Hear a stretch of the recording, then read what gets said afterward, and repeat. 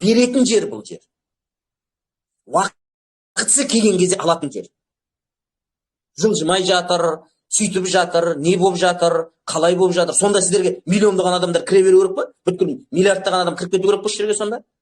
Неге біз тоспаймыз? Неге біз шыдамсызбыз? Шыдамсыздықтың кесірінен біз осындай дәрежеге түстік. Сіздің осы қиналып отырған жағдайда отырған болсаңыз егерде, сіз осындай мінезіңізбен сол дәрежеге жеткіздіңіз. Өзіңіздің жағдайыңызды осындай мінезіңіздің арқасында жеткіздіңіз. Ешкім кінәлі емес. Сізде ақша болмаса, ақшаңыз келмесе, значит оған сіз кінәлісіз. Басқа ешкім кінәлі емес.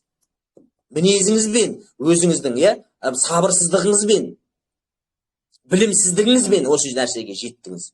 Енді осыны түзететін уақыт келді, тәрбиелейтін уақыт келді бір-бірімізді. Ашынып айтып отырмын мен, шыны керек, қарным ашып айтып отырмын. Осындай халықтың деңгейінің түсіп кеткеніне. Көтеру керек, бір-бірімізді көтеруіміз керекпіз. Білімді алу керек. Алгоритмді үйрену керек. 1000 теңгені сап қойып, 1000 сөз айтудың қажеті жоқ. Үйреніңіздер, алгоритмді ертең келеді. Егінді оратын уақыт келеді, әлі піскен жоқ егін. Көк әлі. Енді гүлдеп шығып келе жатыр, жерден енді шығып келе жатыр. Соны сіз шауып алмақшысыз ба? Оны малғана жейді, сіз жей алмайсыз оны. Ол әлі жеміс берген жоқ, өніп шыққан жоқ ол әлі. Түсінесіз ба? Міне осындай жағдайлар бар. Кішкене салыстырып үйренейік. Басқа жермен салыстырып көріңіз. Банкке сап қойыңыз 1000 теңгені. Депозитке сап қойыңыз, осы жерге сап қойыңыз. Одан кейін тосыңыз. Қай жерде қандай ақша шығатынын көресіз.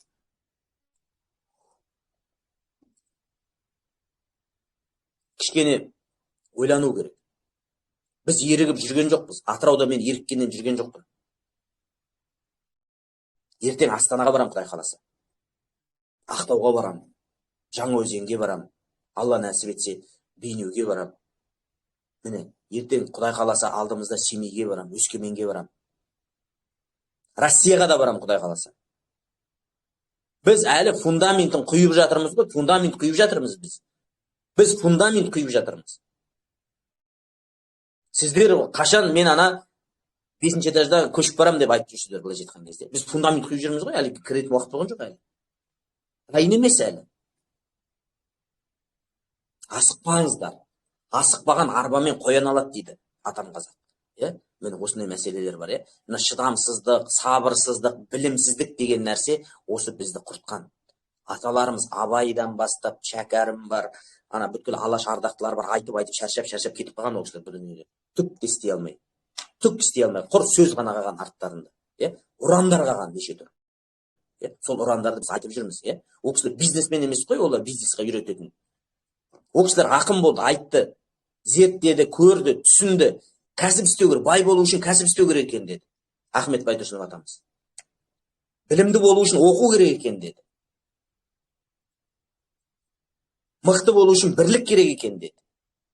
Мен осы үшеуін алу үшін еңбек ету керек екен деді. Неге соны істей алмаймыз біз? Неге шыдамсызбыз? Қайда асығып баратырмыз? Баратын жерімізге барамыз, қара жерге барамыз, басқа ешқайда бармаймыз. Құдай қаласа, Алла нәсіп еткен күні сол қара жердің астына кіреміз барлығымыз. Ешкім мәңгі қалайын деп тұрған жоқ бұл жерде. Бірақ адам сияқты өмір сүріп кетейік та. Адам сияқты өмір сүріп кетейік. Мына адамдардың арасына дейді, бүлік тастау дейді, адам өлтіргеннен де жаман дейді. Адамдардың арасына бүлік тастау, жаңағындай фитна дейді ғой, фитна. Бүлік шығару, ол адам өлтіргеннен де жаман екен күнәсі, біліп қойыңыздар. Қаншама адамды адастырып, қаншама адамды шағыстырып бір-біріне деген, сондай нәрсеге алып келеді ол. Біліміңіз жетпей ме, сөйлемей-ақ қойыңыз. Біліміңіз жетсе, маған шығыңызды айтыңыз. Мынау былай екен, мына жер былай екен. Мен ешкімнің сөзін далаға тастамаймын, мен қабылдаймын любой сөзді. Ойланамын оның айтқан сөзіне. Не айтып жатыр екен? Мына кісі не айтқысы келіп тұр екен? Мен нені дұрыс жасамай жатыр екенмін? Қай жерде қателік кетіп жатқанын көріп тұр екен? Мен міндетті түрде қараймын оған. Одан кейін барып жауабын беремін. Дұрыс болса, қабылдаймын. Дұрыс болмаса, қабылдамаймын. Проблема жоқ ол жерде. Ол ренжитін нәрсе емес. Енді сондай гений болсаңыз, кооперативті ашу деген проблема емес. Юристерді шақырасыз да кооператив ашасыз. өзіңіздің программаңызды шығарасыз. Халықты жинайсыз да жүргізе бересіз. Қаншама кооперативтер жұмыс жасап жатыр ғой. Жасай беріңіз. Өзіңіздің программаңыз шығарыңыз да жасаңыз, заңдастырыңыз барлығын.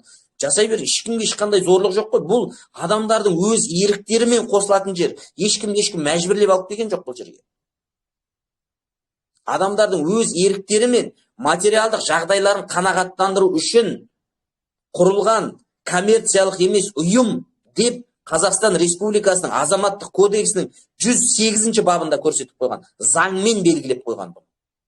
Біздің айналысып жатқан нәрсеміз сол, сонымен айналысып жатырмыз. Онда барып заңға түзеу енгізіңіз барып, шамаңыз жетсе, біліміңіз тасып атса. Ал халықтың ауыз бірлігіне ешқашанда қиянат істемеңіз. Бұл халықпен ойнайтын нәрсе емес халық. Ол көшеде ойнап жүрген футболистер емес, балалар емес. Ей деп айта салатын. Бұл жерде үлкен азаматтар отыр, үлкен адамдар отыр.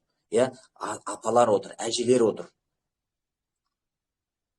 Оқыған, білімді азаматтар отыр. Түсініп, ақылмен түсініп келіп отыр. Барлығын санап көріп келіп отыр.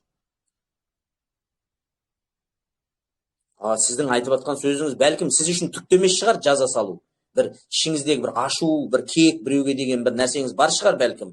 Бір жерде желінген шығарсыз, миллиондаған ақшаңыз кетіп, қазір банк мазаңызды алып жатқан шығар. Соны айтатын жеріңіз жоқ, өз жерге әкеп айтып атқан шығарсыз, бәлкім. Бұл қоқыс төгетін қоқсық емес бұл жер. Басқа жерге барып айтыңыз. Басқа жерге шығарыңыз ішіңіздеген. Бұл жерге шығармай-ақ қойыңыз. Бұл жерде итакта қиналып жүрген адамдар. Жағдайымызды түзесек екен, осы жерден бір үміт көріп, міне үй алатын бір мүмкіндік көрдік қой. Ертең қарызымыздан 1-2 жылда болса да құтылатын бір әйтеуір бір программа шықты ғой, әйтеуір бір қазақ шықты ғой, бір қазақ деп қуанып жатқан адамдар. Енді ол адамдардың үмітіне жаңағындай су құясыз ба? Жалындап тұрған, жанып тұрған сезімін өшіресіз ба? Не керек ол? Ұнамаса айтыңыз, 1000 теңгеңізді қайтарып береміз. Проблема